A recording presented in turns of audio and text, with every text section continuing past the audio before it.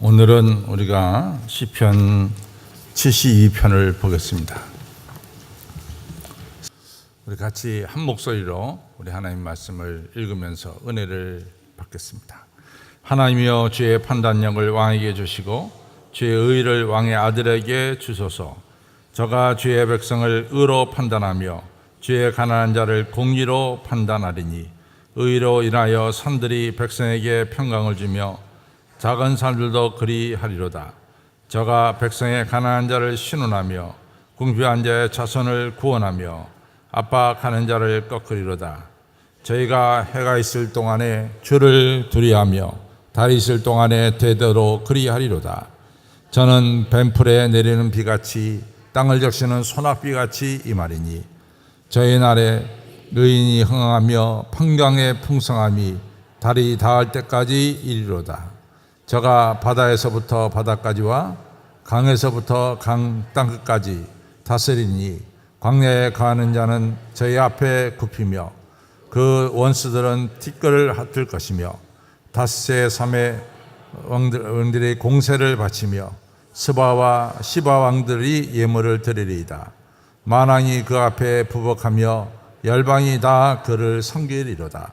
저는 궁핍한 자의 부르짖음에도 건지며 도움이 없는 가난한 자도 건지며 저는 가난한 자와 궁핍한 자를 긍휼히 여기며 궁핍한 자의 생명을 구원하며 저의 생명을 압박과 강포에서 구속하리니 저의 피가 그 목전에 귀하리로다. 저희가 생존하여 스바의 금을 저에게 드리며 사람들이 저를 위하여 항상 기도하고 종일 찬송하리로다. 산꼭대기의 땅에도 화곡이 풍성하고 그 열매가 레바논 같이 흔들리며 성에 있는 자가 땅의 풀같이 왕성하리로다. 그 이름이 영광이여 그 이름이 해와 같이 장구하리로다.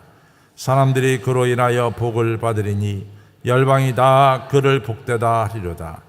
홀로 기사를 행하시는 여호와 하나님 곧 이스라엘 하나님을 찬송하며 그 영화로운 이름을 영원히 찬송할지어다. 온 땅이 그 영광이 충만할지어다. 아멘. 아멘. 이새의 아들 다윗의 기도가 필하다. 아멘. 말씀에서 먼저 여러분들에게 큰 은혜가 되었기를 바랍니다. 오늘은 우리 시편 71편 의의 왕에 대해서 이제 생각하겠습니다.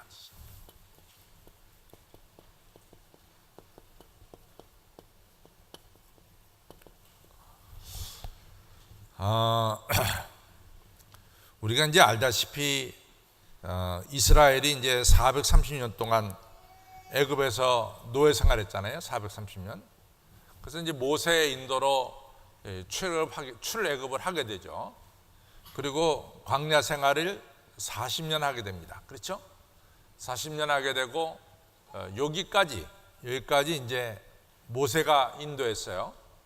그 다음에 모세는 느보산에서 이제 하나님 나라로 올라가고 모세의 바톤을 이어받아서 여호수아가 이제 차지하게 되죠. 여호수아가 모세의 뒤를 이어서 이제 이 바톤을 이어받게 됩니다. 그래서 여호수아가 한 일은 첫째는 이 요단강에 있었던, 그러니까 이제 우리가 이렇게 보면 예루살렘이 여기 있잖아요. 이게 요단강입니다. 요단강. 여기 이제 단이라는 데가 있죠. 단에서 물이 흘러죠. 그래서 우리 복습해 보면은 요단강은 왜 요단이죠? 요단강이 왜 요단입니까? 다 잊어버렸죠. 네. 단으로부터 흐르는 강이기 때문에 요단강이에요. 단으로부터 흐르는 강이기 때문에 요단강이다. 저 따라서 요단강은 단으로부터 흐르는 강이다. 그래서 요단강이에요. 단으로부터 흐른다. 그래서 요단강. 그래서 이제 요단강이 이렇게 있으면은 요단강 요쪽에 이 평지를 갖다가 뭐라고 그러냐면 모압 평지라고 불러요. 모압 평지. 이 모압 평지에서 바로 요단강만 건너면 여기 길갈이 있고 길갈 바로 앞에 여리고가 있습니다. 그래서 모압 평지까지 모세가 인도했어요. 그래서 모압 평지에서 모세가 하나님 나라 하기 전에 세 편의 유명한 설교를 하게 됩니다. 세 편. 그 세 편의 유명한 설교를 우리가 뭐라고 말하냐면 신명기라고 부릅니다. 신명기. 그래서 모세는 이 세 편의 유명한 설교 34장까지 나오는 유명한 설교를 마치고 느보산에서 하늘나라로 올라가죠. 그리고 이제 여호수아 인도로 요단강 건너서 이 가나안 땅, 팔레스타인 땅, 젖과 꿀이 흐르는 땅에 드디어 들어가게 됩니다.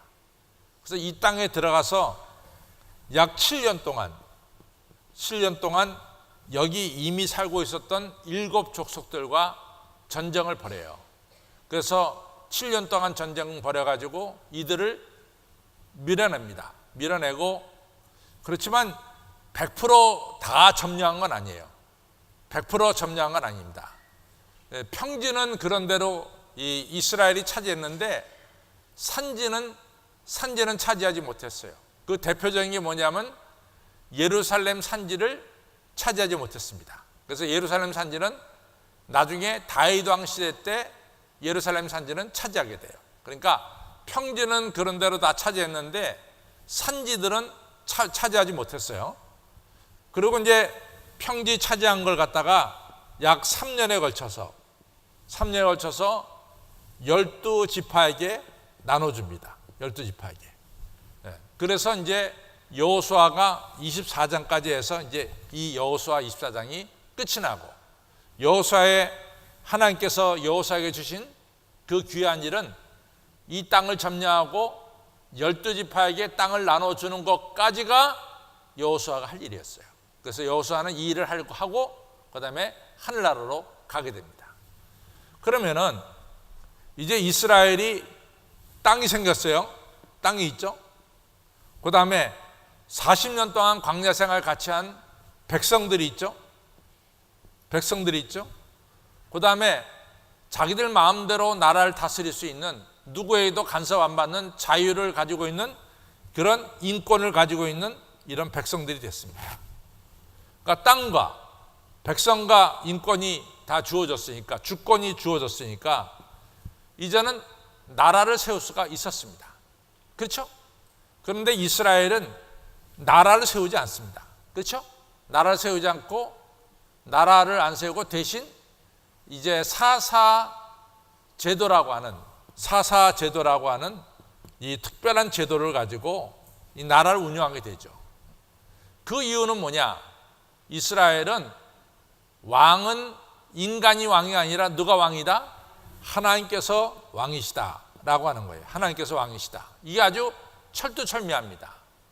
그런데 이제 한 예를 들면 사사기 우리가 6장에 보면은 뭐가 나오냐면은 이 미디안 족속들이 이스라엘을 7년 동안 지배를 해요. 7년 동안. 그래서 추수 때마다 와가지고 추수 곡식을 미디안이 다 뺏어갑니다. 이런 어려운 가운데서 이스라엘을 미디안 손에서 건져내기 위해서 하나님이 누구를 부르시냐면은 기드온을 부르죠. 기드온. 그렇죠? 기드온이 사사기 6장에서 부름받아요. 그래서 기드온이 이제 이 미디안 족속하고 싸워서 승리를 거두죠. 그때 함께 나간 군사가 몇 명이라 했죠? 300명. 그렇죠? 기드온의 300명사가 이래서 나와요. 맨 처음에는 32,000명이 모여들었어요. 미디안하고 싸우겠다고. 그러니까 돌아가라. 그러니까 22,000명이 돌아가고 10,000명이 남았어요. 그렇죠? 10,000명이 남았는데 하나님은 10,000명도 많다. 그래서 10,000명을 되돌리고 몇 명만 남았어요? 300명. 그래서 기드온의 300명사가 되죠. 그래갖고 기드온이 300명 가지고 미디안을 갖다가 13만 5천 명 되는 미디안을 물리쳐서 승리합니다. 이렇게 되니까 백성들이 어떤 일이 벌어졌냐면 기드온에게 우리의 왕이 되어 주십시오 하고 사사기 8장에 보면은 우리의 왕이 되어 달라고 요청을 해요. 그때 기드온이 유명한 이야기 합니다. 내가 왕이 아니라 하나님이 왕이시고 나와 내 아들들도 절대로 왕이 되지 않을 것이다. 이런 분명한 선언을 하게 됩니다. 그러니까 이스라엘은 하나님이 왕이지 인간이 왕이 아니다. 이렇게 이야기가 됩니다. 그런데 우리가 사무엘상 8장에 가서 보면은 사무엘상 8장입니다. 8장에 가서 보면 무슨 일이 벌어지냐면은 이 당시에 사사요, 대제사장이요, 선지자였던 이 세 가지 일을 다 했어요. 사사 일도 했고, 그 다음에 예배를 집례하는 대제사장의 일도 했고, 또 하나님 말씀을 대언하는 선지자 역할도 한 사람이 누구냐면 바로 사무엘이에요. 이 사무엘에게 찾아가서 우리에게 왕을 세워달라고 요청하게 됩니다. 그것이 어디에 나오냐면 사무엘상 8장에 나와요. 근데 이스라엘 백성들이 왕을 세워달라고 하는 이유가 무슨 이유냐면은 사무엘 당신의 아들 두 명이 지금 부엘세바에서 이 사사 노릇을 하는데, 사사로서 일을 하는데, 당신네 두 아들이 은을 받고 지금 재판을 그르게 하고 있습니다. 이 사사라고 하는 뜻은 원래가 재판관이라는 뜻이에요. 그렇죠? 사사라는 뜻은 원래가 재판관이에요. 그래서 여러분들이 영어 성경에 보면 J-U-D-G-E, 저지라고 나와요. 사사가. 그러니까 우리나라 말은 사사지만은 영어 성경에 보면은 사사를 뭐라 하냐면 저지라고 나옵니다. 이 저지가 재판관이라는 뜻이거든요. 그러니까 당신 아들들이 이 재판관으로서 부엘세바에서 하는데 공의롭지 못하게 재판하고 있습니다. 그러니까 우리는 공의로운 재판관을 원합니다. 그래서 사무엘 선지자한테 왕을 요청합니다. 왕을. 그렇죠? 그래서 이 왕을 요청하는 이제 세 가지가 있는데, 첫째는 왕을 요청하는 세 가지가, 첫 번째는 뭐냐? 공의로운 재판. 그렇죠? 두 번째는 블레셋을 막을 자. 세 번째는 우리의 재산을 지켜줄 자. 이 세 가지 이유를 대면서 우리에게 왕을 좀 세워달라, 이런 부탁을 하게 됩니다. 그런데 하나님이 이 백성들의 요청을 들어줍니까? 안 들어줍니까? 들어줘요, 안 들어줘요? 이 대답이 시원치 않아요? 들어줍니까? 안 들어줍니까? 들어줘요. 그래서 하나님께서 사무엘에게 왕을 세우라고 그렇게 허락을 합니다. 그래서 이제 사사 시대가 끝이 나고 왕정 시대가 이제 이루어져요. 근데 모세가 이 모압 평지에서 세 편의 설교를 했다 그러잖아요. 근데 이 세 편의 설교할 때 이미 왕에 대해서 얘기를 했어요. 어떤 왕을 세울 것인가에 대해서 이야기합니다. 그래서 우리가 신명기 17장을 가겠어요. 신명기 17장을 가보면은, 신명기는 모압이 이 모세가 모압 평지에서 세 편의 설교를 한 것이 바로 신명기다, 그런 이야기를 제가 드렸어요. 그래서 이제 신명기 17장을 가서 보면은 14절로부터 17절에 어떤 자가 왕이 되어야 될 건가, 이런 이야기가 나옵니다. 17장 14절로부터 17절을 보겠습니다. 같이 있습니다. 우리가 구약성경 289면에 있어요. 같이 읽겠습니다. 14절로 14절 시작. 내가 내 하나님 여호와께서 내게 주시는 땅에 이르러서 그 땅을 얻어 거할 때, 만일 우리도 주리 주위의 열국과 같이 우리의 왕을 세우라는 뜻이 나거든 반드시 내 하나님 여호와의 택하신 자를 내 위에 왕으로 세울 것이며, 내 위에 왕을 세우려면 내 형제 중에 한 사람으로 할 것이요 내 형제 아닌 타국인을 내 위에 세우지 말 것이며, 왕이 된 자는 말을 많이 두지 말 것이며, 말을 많이 얻으려고 그 백성을 애굽으로 돌아가게 말 것이니, 이는 여호와께서 너에게 이르시기를 너희가 이후에는 그 길로 다시 돌아가지 말 것이라 하셨으며, 17절 아내를 많이 두어서 그 마음이 미혹되게 말 것이며, 은금을 위하여 18절까지 읽겠습니다. 시작. 그가 왕위에 오르거든 네 사람 제사장 앞에 보관한 이 율법을 등사하여 19절 평생에 자기 옆에 두고 읽어서 그 하나님 여호와 경외하기를 배우며 이 율법의 모든 말과 규례를 지켜 행할 것이며 20절 그리하면 그의 마음이 그 형제 위에 교만하지 아니하고 이 명령에 떠나 좌로나 우로나 치우치지 아니하리니 이스라엘 중에 그와 그의 자손의 왕위에 있는 날이 장구하리라. 이런 얘기를 했어요. 그러면은 우리가 신명기 17장에서 왕이 될 수 있는, 이스라엘 왕이 될 수 있는 조건은 뭡니까? 첫째가 뭐죠?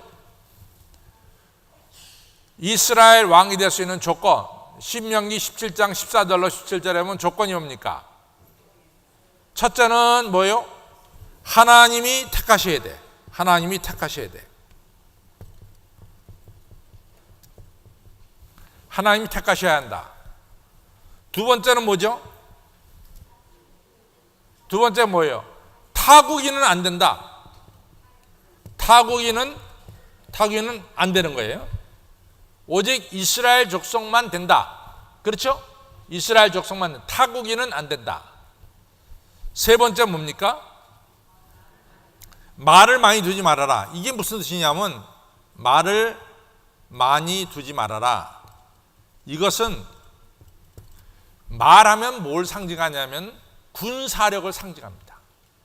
그래서 이 이스라엘을 통치할 자는 그같이 군사력을 증강해서는 안 된다는 거야. 그러니까 이 얘기는 조금 무슨 뜻이 들어있냐면 왕이 자꾸만 군사력을 증강시키면은 왕이 하나님을 의지하는 대신 누구를 의지하게 되냐면 군사력을 의지하게 됩니다. 그러니까 그거를 미연에 방지하는 거죠. 그러니까 군사력을 많이 두지 말아라. 이런 얘기입니다.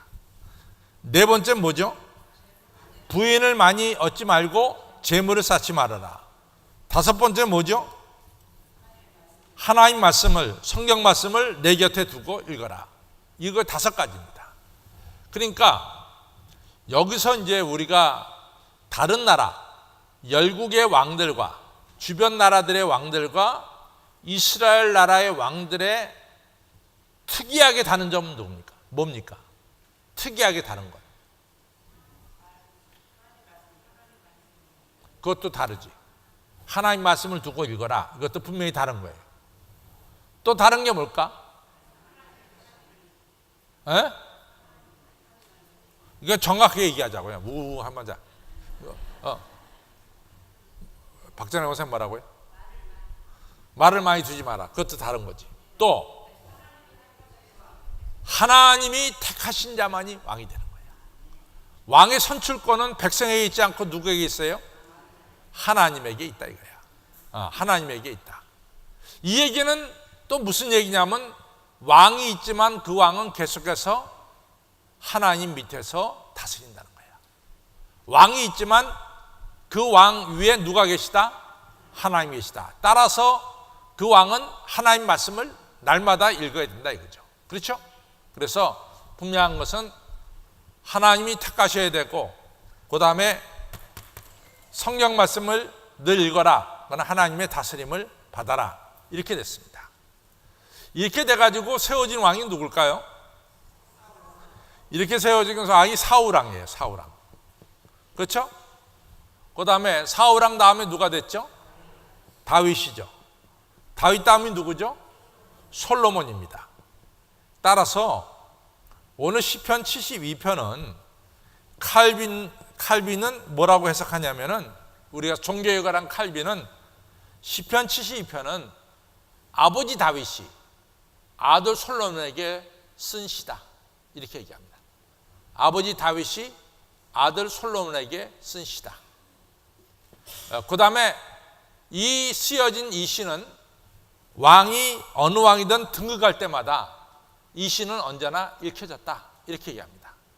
이 시는 새롭게 왕이 등극할 때마다 읽혀진 시가 바로 시편 72편이다. 그래서 왕의 등극 시에 읽혀진 이 시다 이렇게 말합니다. 왕의 등극. 그러면 도대체 시편 72편의 다윗은 어떻게 자기 아들 솔로몬에게 글을 남겼는가 우리가 보겠습니다. 우리가 첫째는 1절로부터 11절을 좀 보고, 그 그 다음에 12절로부터 14절을 보고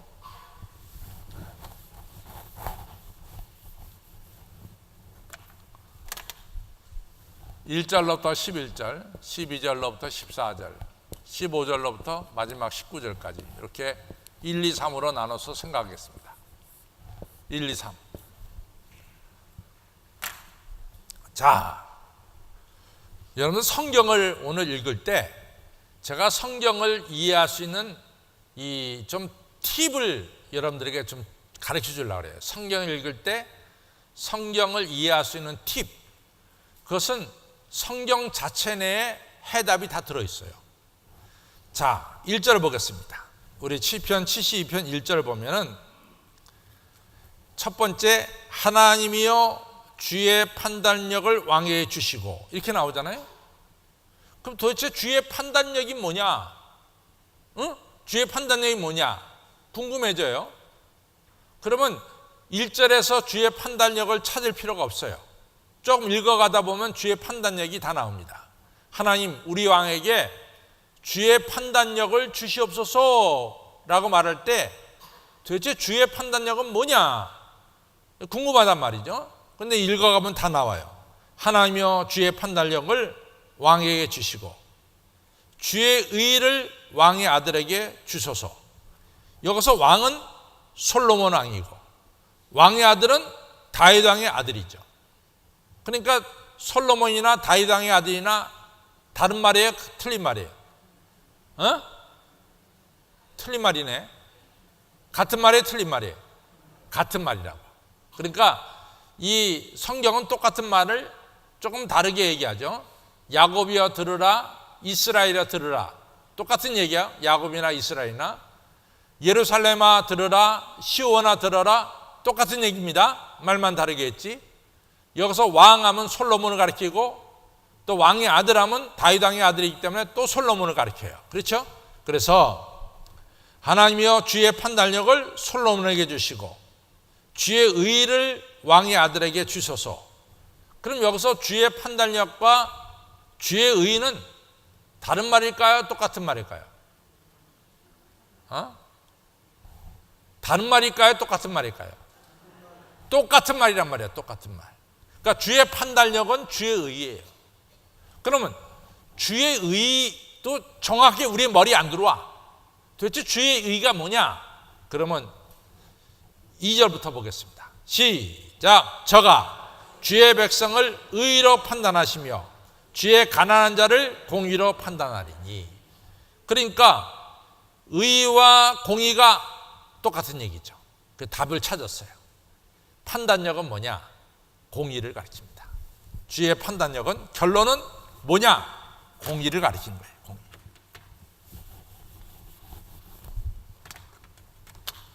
일절에 나오는 주의 판단력은 2절에 가니까 답이 나왔어요. 공의를 가르쳐요. 공의. 미스파트를 가르칩니다. 그럼 공의의 내용은 뭐냐? 공의의 내용도 이제 나올 수 있죠. 자, 3절 보겠습니다. 시작. 의로 인하여 산들이 백성에게 평강을 주며, 공의로 재판할 때 산들이 백성에게 평화를 주며 작은 산도 그리하리로다. 공의로 판단할 때 사람과 자연이 다 어떻게 된다? 평강을 누린다. 그럼 도대체 하나님의 공의라는 게 뭐냐? 좀 더 구체적으로 알고 싶습니다. 4절에 나오죠. 시작. 저가 백성의 가난한 자들의 신원하며 궁핍한 자의 자손을 구원하며 압박하는 자를 꺾으리다. 다시 말해서 가난한 자들의 그 부르짖음을 대답해주고 궁핍한 자를 그 궁핍한 자리에서 구원하며 가난한 자와 궁핍한 자를 핍박하는 자를 꺾어 놓는 자. 이것이 바로 공의로 판단하는 분이다. 그러면 5절로부터는 이렇게 공의로 판단할 때 하나님은 어떤 축복을 내려주시느냐? 시작. 저희가 해가 있을 동안에 주를 두려워하며 달이 있을 동안에 대더러 그리하리로다. 공의로 판단하는 왕이 공의로 판단할 때 백성들은 하나님을 경외한다 얘기죠. 그 다음에 6절 시작. 저는 뱀풀에 내리는 비같이 땅을 적시는 소낙비같이 이 말이니 저희 나라의 의인이 흥왕하며 평강의 풍성함이 달이 닿을 때까지 이르로다. 다시 말해서 공의로 판단하는 그 땅에 하나님께서 소낙비 같은 축복을 내려주시고 흥왕하는 축복을 내려주신다, 이런 말입니다. 그 다음에 이 공의로 판단하는 왕은 어떻게 되느냐? 이제 8절, 9절, 10절, 11절에 나옵니다. 공의로 판단하는 이 왕에게 어떤 축복이 주어지느냐? 시작. 저가 바다에서부터 바다까지 강에서부터 땅까지 다스리라. 그러니까 그의 다스리는 지경이 어떻게 돼요? 점점점 넓어진다는 거야. 공의로 판단하는 자의 지경은 점점점 넓어져요. 여기서 바다 하면은 지중해 바다에서부터 바다까지 할 땐 페르시아 만까지, 지중해에서부터 페르시아 만까지, 강에서부터 또 땅까지 다스린다. 요단강으로부터 유프라데스 강까지 다스린다, 이런 얘기죠. 9절 시작. 광야에 거하는 자. 광야에 거하는 자는 누구냐? 미디안과 아말렉과 이런 사람들은 다 광야에 거하는 사람들이에요. 시작. 광야에 거하는 자는 저희 앞에 그 원수들은 티끌을 핫을 것이다. 10절 시작. 다시스. 다시스는 어딜까요? 지금의 어디죠? 다시스? 지금의 다시스는 어디죠? 스페인입니다. 스페인. 그러니까 이 성경에 나오는 서쪽 끝은 어디냐면은 다시스고, 동쪽 끝은 어디입니까? 인도예요, 인도. 그래서 그 당시 지금 이 성경이 쓰여질 당시에 지구는 원이에요? 아니면 지구는 네모 달았습니까? 네모 달았단 말이지. 그래서 서쪽 끝은 스페인이고 동쪽 끝은 어디냐? 인도란 말이에요. 인도. 그래서 도마가 땅까지 이르러 복음의 증인이 되려 할 때 도마가 자기가 예수님의 부활을 믿지 못하고 나중에 부활을 보고 믿은 것에 대해서 너무너무 이같이 죄송스럽게 생각했죠. 그래서 도마는 내가 땅끝까지 가서 복음을 전하겠다. 그래서 가서 전한 것이 어디냐면 인도의 첸나이에 가서 전했습니다. 그래서 여러분들 첸나이에 가보면은 도마 기념교회가 있어요. 도마 기념교회. 자, 또 읽겠습니다. 다시스 맨 땅끝과 각종 섬들의 왕이 공세를 바치며 할 때, 공세는 뭐요? 조공을 바치며. 여기서 스바는 어디냐면 예멘을 가리킵니다. 예멘. 스바와 시바 하면은 시바는 에티오피아를 가리킵니다. 스바와 시바 왕들이 예물을 드리리다. 그 다음에 공의로 다스리는 왕 앞에 어떤 일이 벌어지느냐? 11절 시작. 만왕이 그 앞에 부복하며 열방이 다 그를 섬기리로다. 그러니까 공의로 세상을 다스리면은 백성들은 풍성하게 되고 축복받게 되고 저 산꼭대기에도 이같이 곡식이 맺히게 되고, 그리고 너는 이 너의 다스리는 지경이 넓어질 것이고 세상의 많은 백성들이 왕들이 너에게 와서 부복하고 너에게 조공을 바치게 될 것이다. 그러니까 너무나 중요한 건 뭐예요? 주의 판단력으로, 주의 의로, 주의 공의로 세상을 판단하는, 다스린다는 것이 중요하다 이거죠. 근데 주의 공의로 다스린다, 조금 더 설명이 나와요. 주의 공의로 다스린다는 것은 조금 더 설명이 나오는데 그 설명이 12절로부터 14절에 나옵니다. 공의로 다스린다는 것에 대한 설명이 더 자세하게 나와요. 12절로부터 14절을 읽겠습니다. 시작. 저는 궁핍한 자가 부르짖을 때 건져주고 도움이 없는 가난한 자도 건져주고, 저는 가난한 자와 궁핍한 자를 긍휼히 여기며 궁핍한 자의 생명을 구원하며 저의 생명을 압박과 강포에서 구속하리니 저의 피가 그 목전에서 귀하리로다. 아멘. 도움을 필요로 하는 자에게 뭐요? 도움을 준다는 거야. 도움을 필요로 하는 자에게 도움을 준다. 왕은. 그렇죠? 도움을 필요로 하는 자에게 도움을 준다. 누가복음 10장에 보면은 아주 이제 우리가 잘 아는 이야기가 나와요. 이 바리새인이 예수님에게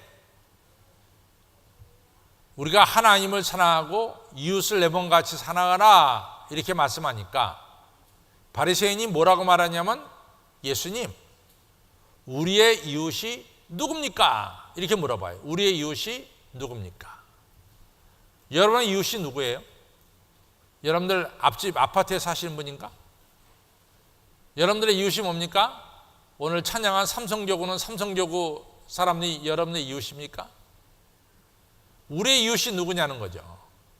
이것에 대해 예수님이 잘 설명했어요. 이같이 여리고로 내려가는 길에 강도 만난 자, 그 강도 만난 자를 누가 도와줘요? 선한 사마리아인이 도와주죠. 강도 만난 자의 이웃은 누구냐? 사마리아인이다. 도움을 필요로 하는 자에게 도움을 주는 자가 바로 이웃이다.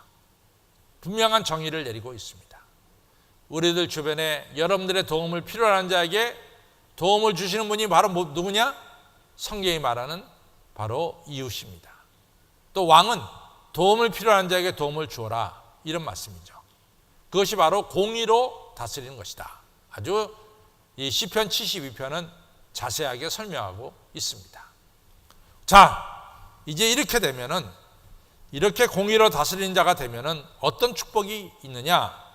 15절, 16절, 17절을 보면은 그 축복이 나와요. 시작! 저희가 생존하여 스바의 금을 저에게 드리며, 그 예멘이 말이죠. 옛날부터 금이 많았던 것 같아요. 예멘에. 그래서 저희가 생존하여, 왕이 생존하여 스바의 금을 저에게 드리며, 시작! 사람들이 저를 위하여 항상 기도하고 종일 찬송하리로다. 공의로 다스리는 왕을 위해서 기도해 준다 이거죠. 16절 시작! 산 꼭대기에도 땅에도 화곡 곡식이 풍성하고 그 열매가 레바논같이 흔들리며 성에 있는 자가 땅의 풀같이 왕성하리로다. 그러니까 성에 있는 자나 성 밖에 있는 자나 다 축복을 받게 된다 이거죠. 17절 시작! 그 이름이 영구하며 그 이름이 해와 같이 장구하리로다. 사람들이 그로 인하여 복을 받으리니 열방이 다 그를 복되다 하리로다. 다시 말해서 공의로 나라를 다스릴 때 그 왕은 이처럼 백성들에게 존경을 받고, 그 다음에 백성들은 그 왕을 통해서 복을 받는 이런 귀한 역사가 나타난다 이거죠. 그래서 공의로 다스린다, 이것이 중요해요. 공의는 뭐냐? 공의는 다시 한번 공의의 내용을 보면은 12절로부터 14절이에요. 공의의 내용은 뭐냐? 다시 한번 있습니다. 시작! 저는 궁핍한 자의 부르짖을 때 건지며 도움이 없는 가난한 자도 건지며, 저는 가난한 자와 궁핍한 자를 긍휼히 여기며 궁핍한 자의 생명을 구원하며 저의 생명을 압박과 강포에서 구속하리니 저의 피가 그 목전에서 귀하리로다. 아멘. 그렇죠? 여러분들의 도움을 필요한 자에게 도움을 주는 자가 바로 그 사람이 누굽니까? 공의로운 사람이에요. 공의로 세상을 사는 사람입니다. 이런 사람에게 하나님이 복의 복을 내려주십니다. 성경을 보면요, 성경학자들이 성경을 연구하면서 결론적으로는 내린 게 있습니다. 하나님은 편파적인 하나님이다. 하나님이 좀 편파적인 하나님이라는 거예요. 하나님은 좀 편향적인 면이 있다. 그건 뭐냐? 하나님은 너무 가난한 자들 편에 서서 일하신다 이거예요. 그래서 하나님은 좀 편파적이다. 성경을 읽어보면 하나님 편파적인 것이 너무나 분명히 나타납니다. 근데 여러분, 이게 보통 중요한 게 아니에요. 하나님이 가난한 자를 도와주지 않으면 가난한 자는 살 길이 없어요. 하나님께서 약한 자를 도와주지 않으면 약한 자가 살 길이 없습니다. 안 그럽니까? 약육강식 아니야 이 세상은. 약한 자는 죽고 강한 자만 살아남는 세상 아니야. 이거 그냥 놔두면 약한 자는 다 없어져. 그렇죠? 하나님이 역사하셔서 우리가 약한 자도 살고 또 약한 자도 이 땅에서 귀하게 되는 이런 역사가 일어나는 거죠. 그래서 하나님 역사의 특징은 나중된 자가 먼저 되고 먼저 된 자가 나중되는 이러한 역사가 하나님 손에서 이루어지고 있습니다. 여러분들, 하나님이 편파적이라고 너무 얘기하지, 하나님 너무 편파적이야 그렇게 생각하지 마세요. 하나님 편파적이기 때문에 우리 대한민국이 오늘 버티고 있는 거예요. 아니, 우리나라가 미국이나 중국에 비하면 얼마나 작아. 얼마나 작냐고. 인구 13억의 인구하고 말이지. 5천만의 인구, 7,500만의 인구하고 상대가 되냐고 말이지. 우리나라 누가 지켜줘야 돼? 하나님이 지켜줘야 돼. 그래야만이 우리나라는 살아갈 수가 있어요. 그러니까 여러분과 저는 이 약자를 도와주시고 또 편파적인 하나님이라 할지라도 약한 자를 도와주시는 하나님께 늘 감사와 찬양을 올려야 될 줄로 믿습니다. 올려야 될 줄로 믿습니다. 마지막으로 우리 18절과 19절을 읽겠습니다. 18절 19절은 시편 72편하고는 좀 관계가 없어요. 전체하고 관계가 되는 거야. 시편 72편을 끝으로 제2권이 끝이 납니다. 그래서 18절 19절 시작. 홀로 기사를 행하시는 여호와 하나님 곧 이스라엘 하나님은 찬송하며 그 영화로운 이름을 영원히 찬송할지어다. 온 땅에 그 영광이 충만할지어다. 아멘 아멘. 이새의 아들 다윗의 기도가 필하다. 끝이 나다 이거죠. 그래서 여러분들 참 우리가 시편을 보던가 성경을 보면은 처음에는 환난과 핍박으로 시작하고 그래서 하나님 앞에 간구할 수밖에 없는 이런 어려운 것으로 시작되지만 끝은 하나님을 찬양하는 것으로 끝이 납니다. 그 성경은 해피 엔딩이에요. 해피 엔딩. 성경의 모든 주제는 해피 엔딩입니다.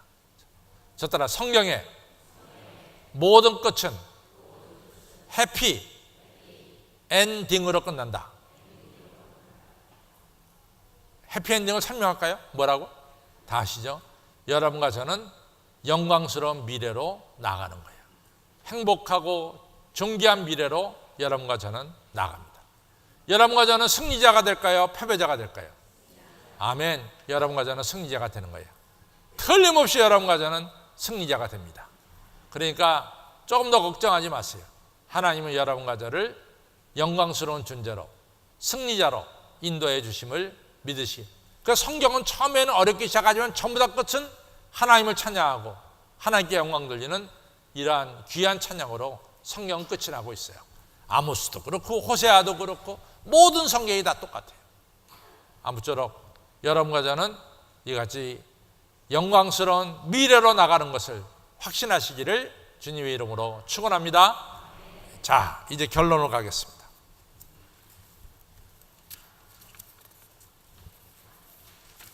같이 있습니다. 시작. 하나님께서 지도자인 왕에게 요구하시는 것은 공평과 정의로 다스리는 것입니다. 공평과 정의로 다스린다는 것은 약자를 돌보고 올바르게 판단한다는 것입니다.